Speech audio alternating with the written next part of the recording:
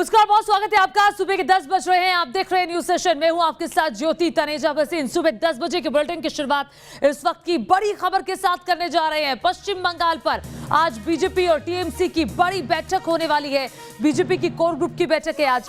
अमित शाह के आवास पर यह बैठक होगी और उधर टीएमसी की पहली लिस्ट का आज ऐलान हो सकता है। सोमवार को हुई थी टीएमसी चुनाव समिति की बैठक, जिसके बाद टीएमसी अपने उम्मीदवारों के नामों की घोषणा आज कर सकती है। टीएमसी के कई मंत्रियों और विधायकों का पत्ता भी कट सकता है। सूत्रों के हवाले से ये बड़ी जानकारी आ रही है। इसके अलावा 75 साल से ज्यादा उम्र के नेताओं का भी पत्ता कट सकता है। बड़ी जानकारी। और इस बीच एक और बड़ी खबर आ रही है। न्यूज नेशन पर फुरफुरा शरीफ के पीरजादा ने इंटरव्यू दिया है और इस इंटरव्यू में कई बड़ी बातें फुरफुरा शरीफ के चीफ पीरजादा ने कही हैं। आइए आपको सुनवाते हैं इस इंटरव्यू में पीरजादा ने क्या क्या कुछ कहा है। हमारे साथ इस समय जुड़ चुके हैं अब्बासुद्दीन सिद्दीकी।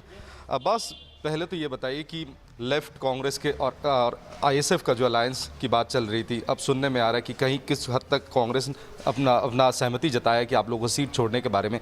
क्या स्थिति है, किस जगह पर ये अलायंस इस समय खड़ा है? देखिए, ये तो सही से हमारे जो चेयरमैन है भी बोल पाएंगे, मगर पहले से लेफ्ट के साथ तो हमारा बातचीत कंप्लीट हो गए थे।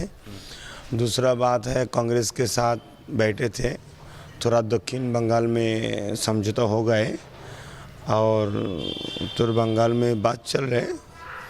तो मेरा मानना है, मेरे जो चेयरमैन है उसको बोले थे ठीक है, जो करना है कंप्लीट कर लीजिए, शायद हो जाएगा।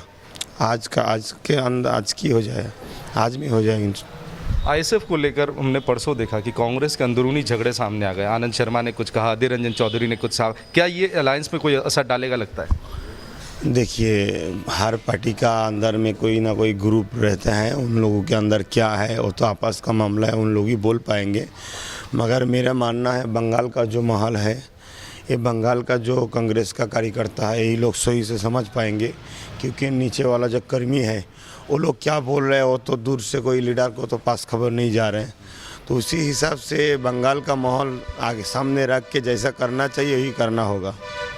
राज्य सरकार के पुलिस ने परसों देर शाम को भांगोर से, आप कहा जा रहा है कि आपके पार्टी के समर्थक थे, उनके घर से कुछ असला बारूद बरामद किया गया था। क्या बताएंगे इस बारे में? देखिए, हम रात में तो घर में चले गए, सुबह आके देखे यहाँ पूरा पुलिस का भीड़ हुआ है, उस जगह से बहुत बम निकल रहे हैं। तो शायद हमको ही पुलिस पकड़ेंगे, मगर जब विचार होगा, सही से विचार होगा, तब मालूम हो जाएगा ये दूसरी ने साजिश की है। जब घर का लड़का ब्रिगेड में है तो घर के अंदर तो बम हो सकता है, और जिसने जाके पुलिस को इन्फॉर्मेशन किया उसी को मालूम हुआ। और कब से हम बोल रहे जी वहाँ एक गैंग बना हुआ है जो समाज विरोधी काम कर रहा है, कभी तो पुलिस नहीं जाके तलाशी किए। एक मरतबा बोल दिया, फौरन गया और बम मिल गया। शायद इससे अंदर कुछ सजी हुआ एक नाटक है, राजनीतिक साजिश। बेशक, जो लोकसभा की टाइम में दोगंगा में भी तो ऐसा हुआ, जो करंट जहाँ मीटर रखते हैं उसके बगल में एक बैग में बम रखा हुआ, जिसका मीटर है उसको उठा के लेके चला गया। बाद में मालूम हुआ वो किसी ने रखा है उसको फंसाने के लिए। ये भी एक साजिश है। दूसरा बात है, वो आईएसएफ का है या नहीं, अभी तो खबर हमारे पास नहीं है, मगर मेरा मानना है वो एक बेकसूर लड़का है। वो तो ब्रिगेड में गए थे, वो तो प्रोग्राम में गए थे, उसके घर में कोई नहीं थे लड़का, तो उसी टाइम किसी ने रख दिया। और भांगोड़ में कैनिंग में तो बहुत दिन से चले आ रहे, जो निरीह जो बेकसूर है उनके ऊपर अत्याचार जुल्म कर रहे। अभी इन लोगों ने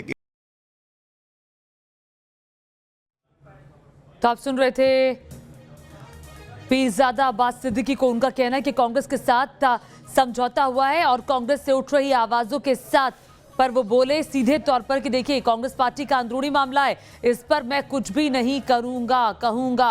और साथ ही साथ आपको बता दें कि आईएसएफ कार्यकर्ता के घर पर जो बम मिलने की खबर थी, उस पर उन्होंने कहा कि एक साजिश है। समझ के चलिए, नहीं, ये जो दोस्ती है, दोस्ती एक दिन टूट जाएगा। अब्बास, 2011 में फुरफुरा शरीफ ने एक बहुत अहम किरदार निभाया था पश्चिम बंगाल में ममता बनर्जी को लाने में। अब देखने को मिल रहा है कि पश्चिम बंगाल में की मुख्यमंत्री ममता बनर्जी, उनकी पार्टी कहीं ना कहीं अब आपके चाचा जान जो तोहा सिद्दीकी, उनके तरफ झुक रहे, मुस्लिम वोट बैंक को अपने पाले करने के लिए। क्या ये कोई असर डाल सकता है? देखिए, मेरा मानना है वो मेरा चाचा है, बुजुर्ग है, वो चप्पल खुल के हमको मार सकते क्योंकि लड़का है, हम तो खुल के उसको नहीं मार सकते क्योंकि हम उसका लड़का है। तो फिर भी मेरा मानना है, मेरे चाचा के बारे में तो हम कुछ नहीं बोलते हैं। मेरे चाचा को पसंद है टीएमसी, इसीलिए चाचा टीएमसी कर रहे हैं। मेरे पसंद है, मैं किसी के पीछे नहीं जाएंगे, मैं खुद एक पार्टी बना लेंगे। जो पिछड़ा हुआ आदमी है सबको उस पार्टी में लेके आएंगे, सब समान बराबर अधिकार देंगे, सब एक साथ मिल के चलेंगे। ये काम हम कम रहकर इंसान को जिसको पसंद है उसी के साथ जाएंगे। हार जीत तो होना है, इंसान जिसको पसंद है उसी के पास जाएंगे। मगर मेरा पास कौन है तो हमको जानना ज़रूरी है। आखिरी सवाल आपसे, विरोधी कुछ पार्टियों की तरफ से आपके पुराने कुछ वीडियोस को सामने रखा जा रहा है। अजमल को लेकर कहा गया था, कोरोना को लेकर आपने जो बयान रखा था, क्या कहेंगे? आज उस समय आप धार्मिक एक गुरु थे, अब आप राजनीतिक नेता भी हैं, क्या कहेंगे उन्हें? नहीं, अभी भी हम धार्मिक गुरु हूँ और तब भी राजनीति के बारे में सोचना हमारे अधिकार है, आज भी अधिकार है। और अजमल के बारे में बोल रहे, ऐसा कोई हमारे तकरीर में नहीं है, ये हमको सही से मालूम है। और ये भी अजमल के बारे में हमने बोला जो यही मुसलमान है जो अजमल को बम्बई की कब्रिस्तान में दफन करने नहीं दिया क्योंकि अजमल हमारे देश के साथ गद्दारी किए थे। यही हमारा ईमान है, देश को हम इतना प्यार करते हैं।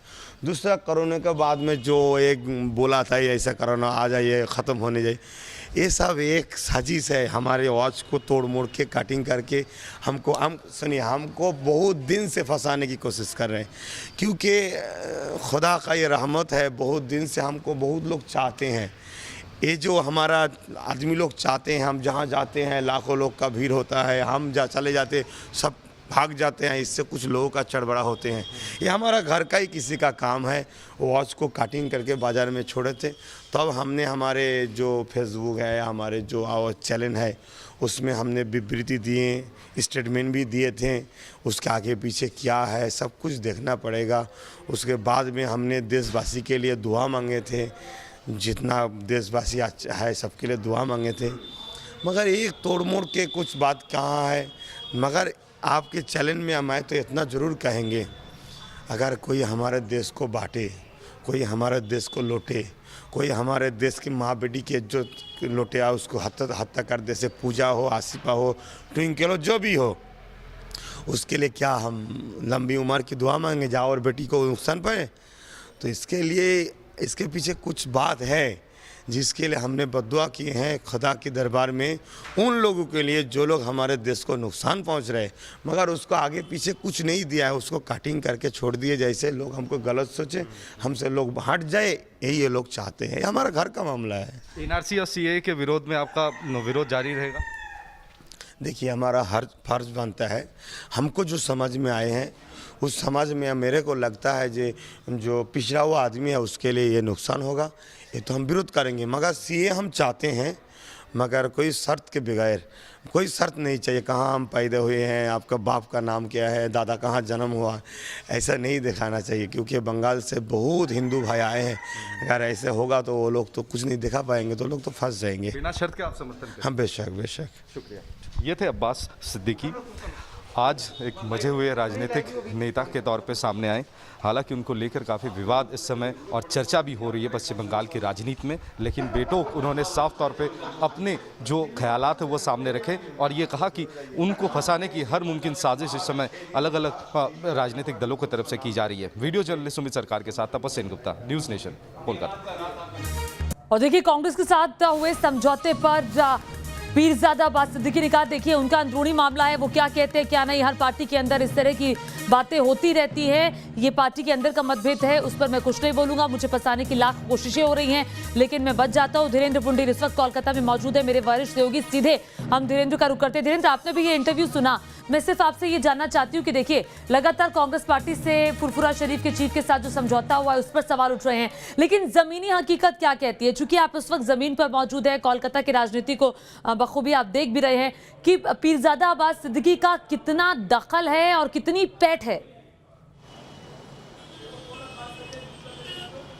देखिए, उनका अगर धार्मिक तौर पर देखें तो एक बड़े सेक्ट पर, जो बरेलवी संप्रदाय का जो बड़ा जो सेक्ट है उस पर बहुत ज़बरदस्त उनका असर है, लेकिन वो वोट में तब्दील होगा या नहीं ये तमाम लोगों की निगाह उस पर है। क्योंकि जिस तरह का रिलेशनशिप अभी तक था, यूँ तो सिर्फ इस तरह की मदद करने की बातें आई या फिर कोई एक मैसेज देने की बातें आई, लेकिन सीधे खड़े होकर एक फ्रंट बनाना और फ्रंट बनाने के बाद आपने देखा किस तरह से वो उसमें शामिल है, जो एक ऐसी पार्टी के साथ है, जो एक ऐसी विचारधारा के साथ है जो धर्म के किसी भी रूप को मानने से इनकार करती है। अतिवाद तो अलग की बात है, और दूसरी तरफ एक सेकुलर क्रेडेंशियल के साथ कांग्रेस। तो ऐसे में ये सवाल ज़रूर उठेगा कि कितने वो लोगों को वोट टर्न करा सकते हैं, जो कि अभी उस पर बहुत ही संदेह दिखता है कि कितने वोट होंगे। लेकिन भीड़ उनके पास आती है, भीड़ लगातार आती है, वो पहले भी आई है, लेकिन वोट में टर्न होगी ये सवाल तमाम समीक्षकों के लिए और ये आने वाला वक्त बताएगा जब चुनावी नतीजे आएंगे। बहुत शुक्रिया धीरेन्द्र इस तमाम जानकारी के लिए। देखिए, लेकिन सवाल नैतिकता का भी है। सवाल नैतिकता का इसलिए है क्योंकि फुरफुरा शरीफ का पीरजादा खुलेआम देश तोड़ने की बात करता रहा है, खुलेआम हिंदुओं को काटने की वो बात करता रहा है। ये सवाल न्यूज नेशन ने भी पूछा कि आपके पुराने वीडियो सामने आ रहे हैं। पीरजादा ने सफाई देते हुए कहा कि देखिए मेरे वीडियोस को तोड़ मरोड़ कर पेश किया जा रहा है। वो वीडियो जरा देख लेते हैं। आगामी इलेक्शने मातृभूमि के रक्त दिए हलो स्वाधीन আমরা করব। जब वो बोलता है तो आग उगलता है। এই ভারতবর্ষের জন্য 10, 20, 50 কোটি লোক মরে যায়।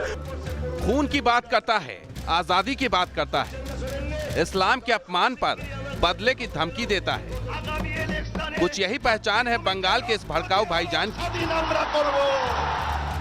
बंगाल में मुस्लिम वोट बैंक की धुरी समझे जाने वाले फुरफुरा शरीफ का पीरजादा अब्बास सिद्दीकी अब सियासत में ताल ठोक रहा है, वो भी लेफ्ट और कांग्रेस के समर्थन के साथ। लेकिन उनके जहरीले बयानों का काला इतिहास उनका पीछा नहीं छोड़ा। कोलकाता के ब्रिगेड परेड मैदान में भी लेफ्ट और कांग्रेस के मंच पर पीरजादा की जुबान थमी नहीं और उनकी जुबान से निकला खून और आजादी का शब्द। এই ব্রিগেডের জমিন থেকে আমার প্রত্যেকটা বাঙালি ভালোবাসার মানুষকে বলবো, যেখানে যেখানে বাম শরিক দল প্রার্থী দেবে আগামী ইলেকশনে মাতৃভূমিকে রক্ত দিয়ে হলো স্বাধীন আমরা করব। ये वही पीरजादा अब्बास सिद्दीकी है जिसने फ्रांस में सिर कलम करने वाले हत्यारे का समर्थन करने वाला भड़काऊ और विवादित बयान दिया था। তবে আমি আব্বাস সিদ্দিকী মনে করি আমার থেকে অনেক মহান শ্রেষ্ঠ ওই ছেলেটা যে ফ্রান্সে ওই জারো সন্তানটাকে জাহান্নামে পৌঁছালো। কেন? ও শহীদ বেহিসাব জান্নাতি হয়েছে। জোরে বলুন সুবহানাল্লাহ। इतना ही नहीं, मुस्लिमों की राजनीति के नाम पर पीरजादा अब्बास सिद्दीकी कसाब पर भी जहरीले बयान दे चुका है। আজমল কাসাব নাকি বলছেন নামটা মুসলমান, ইসলামকে অপমান করার জন্য আজমল কাসাবের নামটা হাইলাইট করা হলো। और तो और पीरजादा अब्बास सिद्दीकी कश्मीर के नाम पर भी प्रोपेगेंडा वाली जुबान बोलता रहा है। सुनिए कश्मीर और बीजेपी के बारे में वो क्या कह रहा है। অথচ কাশ্মীরে রেপ করলো 7 বছরের মেয়ে, বিজেপি নেতারা বলছে ঠিক করেছে কেন মুসলমান মেয়ে। লজ্জা, তুই কোন ধর্মের আমি জানিনি রে বিজেপি। बंगाल के इस विवादित और कट्टर धर्मगुरु के मन में हिंदुस्तान के खिलाफ कितना जहर है वो आपको इस बयान में दिख जाएगा, जहां वो चीन जैसा कहर हिंदुस्तान में आने की मन्नत मांगता दिख रहा है। কেন বলেছিল ওখানে রামের মন্দির ছিল, প্রমাণ হয়েছে ওখানে রামের কোনো মন্দির ছিল না। এরপরও যদি বলে রামের মন্দির হবে, কলম তোমার, কোর্ট তোমার, সরকার তোমার, নেতা তোমার, মিলিটারি তোমার, বন্দুক তোমার, পুলিশ তোমার, ফোর্স তোমার, বোম তোমার, সব তোমার। আমরা গুটি কত মুসলমান ইন্নাল্লাহর মা সাবরিন নাই বলেই নিলাম। তারপরও মায়ের লালরা করে পাচ্ছে না করতে, খোদার গজবে শিকার হচ্ছে। আরো হবে, আরো হবে। যেমন চীনে করোনা এসেছে, এই ভারতে খোদার গজব আসবে খুব শিগগিরই। দেখ না তুই আছিস কোথা, খুব শিগগিরই আসবে। চীনে যতদিন মুসলমান মেরেছিল ততদিন কিন্তু গজব আসেনি। যেই বলেছে কোরআন পাল্টাবো অমনি গজব শুরু হয়েছে। इतना ही नहीं, पीरजादा इस्लाम का अपमान और बदले की धमकी भी दे चुका है। আর আমি চাইছি বাম কংগ্রেসকে এই মুহূর্তে 2021-এর জন্য একটা সিট সমঝোতা করতে, শুধুমাত্র 21-এর জন্য। 21-এর পরে ওদেরও প্রতিশোধ নেবো আমরা। কথা বুঝছেন না, বোঝেন না? কেন ওরাও তো অনেক জ্বালিয়েছে। पीरजादा अब्बास सिद्दीकी के जहरीले भाषणों की लंबी फहरिस्त है। लेकिन राजनीति में सब कुछ जायज है, इसलिए तो टीएमसी ओवैसी से लेकर लेफ्ट और कांग्रेस तक फुरफुरा शरीफ की चौखट पर मत्था टेक चुके हैं। Team news nation. और देखिए, अब्बास सिद्दीकी से इन्हीं वीडियोस को लेकर न्यूज नेशन ने भी सवाल पूछा। अब्बास सिद्दीकी ने कहा कि मेरे बयानों को तोड़ मरोड़ कर पेश किया जा रहा है। खैर, अब्बास सिद्दीकी ने इन चुनावों के लिए पश्चिम बंगाल के कांग्रेस पार्टी और लेफ्ट से गठबंधन किया है। वक्त एक छोटे से ब्रेक का, ब्रेक के बाद वापस लौटेंगे तो आपको दिखाएंगे क्या है बंगाल के लिए बीजेपी का प्लान।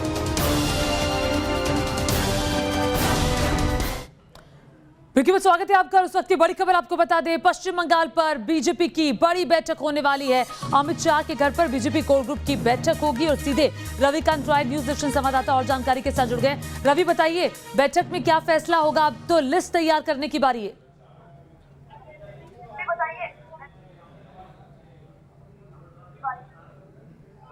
देखिए ज्योति, जो आज की बैठक है वो बहुत महत्वपूर्ण है, क्योंकि भारतीय जनता पार्टी पश्चिम बंगाल में किसी भी प्रकार से कोई गलती नहीं करना चाहती। इसलिए पहले कोर ग्रुप की बैठक होगी और उसके अगले दिन केंद्रीय चुनाव समिति की बैठक दिल्ली में बुलाई गई है, जिसमें पहले और दूसरे चरण के उम्मीदवारों के नाम ऐलान कर दिए जाएंगे। इसलिए आज की बैठक में बंगाल के सभी बड़े नेताओं को बुलाया गया है, ताकि उनसे संभावित उम्मीदवारों के नाम पर चर्चा की जा सके कि कौन सा उम्मीदवार जीतने के काबिल है। और ठीक है रवि, बहुत महत्वपूर्ण जानकारी दे रहे हैं कि बंगाल से जो बड़े नेता हैं बीजेपी के, उनको भी बुलाया गया है ताकि उनसे भी कुछ सुझाव लिए जा सके। नजर रखिएगा इस बड़ी खबर पर। वक्त एक छोटे से ब्रेक का।